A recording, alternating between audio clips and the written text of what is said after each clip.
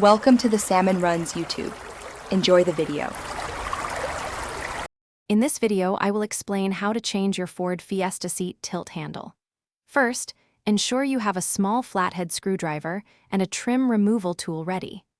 Next, carefully examine the base of the existing handle to identify any visible clips or screws.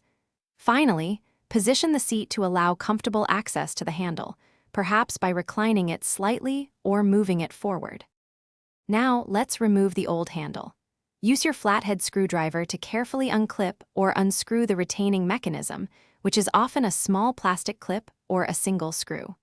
Once released, use the trim removal tool to gently pry the handle away from the seat's metal shaft. Take your time to avoid scratching the surrounding trim. After removal, check the shaft for any wear or damage. With the old handle removed, it's time to install the new one. Carefully align the new handle's opening with the seat's metal shaft, ensuring the splines or grooves match up perfectly. Apply firm, even pressure to push the handle onto the shaft until you hear or feel a distinct click, indicating it's seated correctly. Reattach the retaining clip or screw to secure the handle firmly in position.